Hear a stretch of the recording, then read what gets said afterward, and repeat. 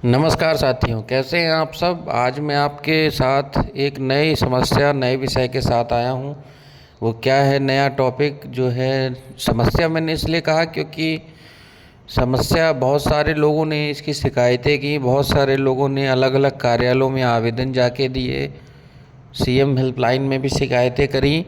तो ये चीज़ सामने आ रही है। तो आखिर जानते हैं क्या है पूरा मैटर। तो अभी हाल ही में जो है अतिथि शिक्षक की जो मेरिट सूची प्रकाशित हुई थी, जिसमें आवेदकों को स्कूल का अलॉटमेंट किया गया था, उसमें SS3 लैब के जो पद थे उनमें जिनको अलॉटमेंट किया गया था, स्कूलों में जब वो ज्वाइन करने के लिए जाते हैं तो वहाँ पे प्रिंसिपल उनको ज्वाइन ही नहीं करवाते।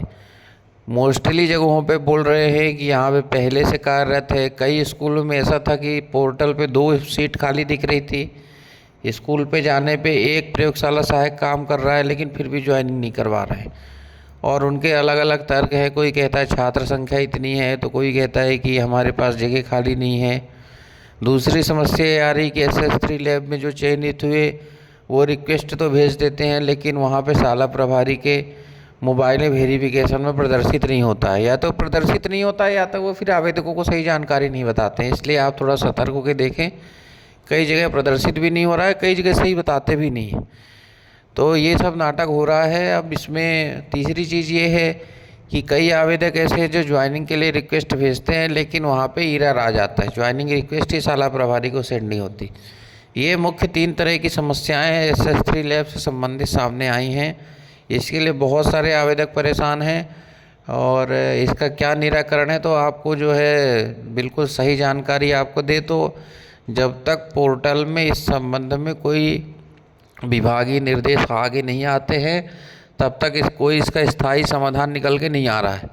आप जिला शिक्षा अधिकारी महोदय को आवेदन दे के आ जाएं, आप सीएम हेल्पलाइन कर दें, आप जो है DPI में शिकायत कर दें, वो सब बात सही है। लेकिन इसका निराकरण यही है कि विभाग की तरफ से अगर वहाँ पे सीट भरी थी, ज़्यादातर स्कूल में बोल रहे हैं सीट भरी हुई थी, तो सीट भरी हुई थी तो फिर जो मेरिट में थे उनकी तो सीट भरी हुई थी। अब जो नीचे वाले थे उनने खाली सीट में उनकी ज्वाइनिंग हो गई होगी, तो अब बेचारे जो मेरिट में थे अब वो क्या करेंगे। ये बहुत बड़ी विसंगति सामने आई है। इसका निराकरण विभाग द्वारा जल्द से जल्द किया जाना चाहिए, क्योंकि बहुत से हज़ारों की संख्या में से आवेदक हैं जो मेरिट में आने के बाद भी ज्वाइनिंग नहीं ले पाए। और वो सिर्फ लैब बस की बात नहीं है, कई विषय शिक्षक भी ऐसे हैं जिनकी ज्वाइनिंग अभी तक नहीं हो पाई है।